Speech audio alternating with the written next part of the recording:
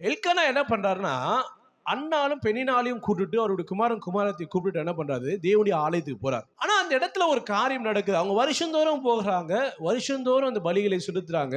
ஆனா என்ன அப்படின்னா, பெண்ணினாலை காட்டிலும் அன்னாலை எல்கானா ரொம்ப அதிகமா நேசி. அவள் பிள்ளை பெண் பிள்ளையா இருக்கட்டும், ஆண் பிள்ளையா இருக்கட்டும், எல்லா பிள்ளைகளை காட்டிலும் அன்னாலை அதிகமா நேசி. அதுவும் இன்னொரு மனைவியை காட்டிலும் அன்னாலை அதிகமா நேசி. அதுதான் வசனம் சொல்லுது.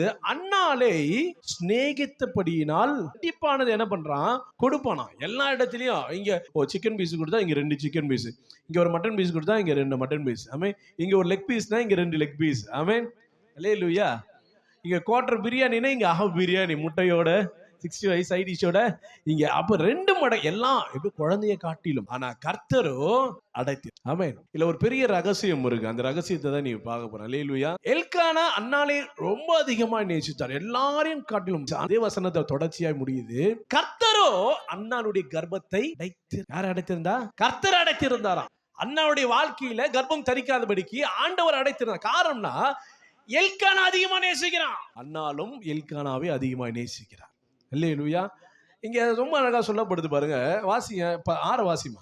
அடுத்தபடி நாள் பாருங்க, மனுஷன் இங்க நேசிக்கிறான், மனைவி நேசிக்கிறான், அதிகப்படியா நேசிக்கிறான். ஆனால் அந்த இடத்துல என்ன நடக்குது, இன்னொரு வழியில் என்ன நடக்குது, பிரச்சனை நடக்குது.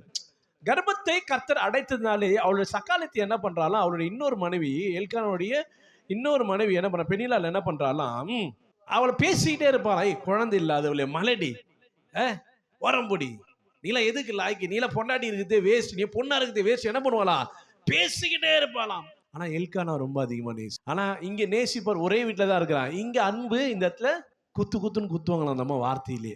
அல்லேலூயா, ஆமென். ரொம்ப கஷ்டப்படுத்துவாங்களாம். அல்லேலூயா, ஆமென். ஏன் காரணம் என்ன அப்படின்னா 8 வாசிமா பார்க்கலாம். அவன் புருஷன் அந்த இடத்துல ஒரு கேள்வி கேட்கிறான் பாருங்க.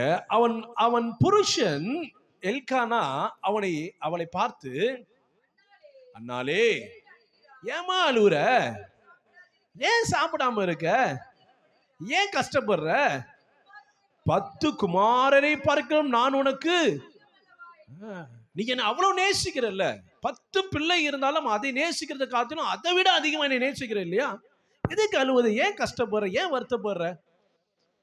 அப்ப இங்க எல்கானா மட்டும் என்ன பண்ணல, எல்கானா மட்டும் அன்னாலை நேசிக்கல, அதை விட அன்னாள் எல்கானாவை நேசித்து. 10 பிள்ளையை காட்டிலும் நான் உனக்கு அதிகமா. 10 பிள்ளை கொடுத்திருந்தா கூட இவ்வளவு உன்னை நேசிக்க முடியுமா? நீ என்ன அவ்வளவு நேசிக்கிற, உன் 10 பிள்ளைகளை நேசிக்கிற அன்பை காட்டி என்ன அதிகமா நேசிக்கலையா? நான் இருக்கிறேன் உனக்கு, நான் உன்கிட்ட அன்பா இருக்கிறேன், நீ எதுக்குமா அழுகுற மத்தவங்களுக்கு குறிச்சு அப்படின்னு நீங்க என்ன பண்றாரு, பேசுறாரு. அல்லேலூயா, ஆமென். ஆண்டவர் என்னைக்குமே பாருங்க, ஆண்டவருக்கும் உங்களுக்கும் நடுவுல யார் வந்தாலும் ஆண்டவர் ஒத்துக்கவே மாட்டார். புருஷனா இருந்தாலும் சரி, பொண்டாட்டியா இருந்தாலும் சரி, பிள்ளைங்களா இருந்தாலும் சரி, தாய் தகப்பனா இருந்தாலும் சரி, ஆண்டவருடைய அன்புக்கு நடுவுல யார் வந்தாலும் கர்த்தர் என்ன பண்ணுவாராம், நீ எதற்காக, ஏன் கர்ப்பத்தை அடைத்தார்னா அந்த அம்மா கர்ப்பத்துக்காக தான் காத்திருக்கு. ஒருவேளை தரித்திரத்து, ஐயோ இந்த கடன் பட்சம் மாறினா ஆண்டு ஐஸ்வர்யத்தை அடைச்சிருப்பார், தடை பண்ணியிருப்பார்.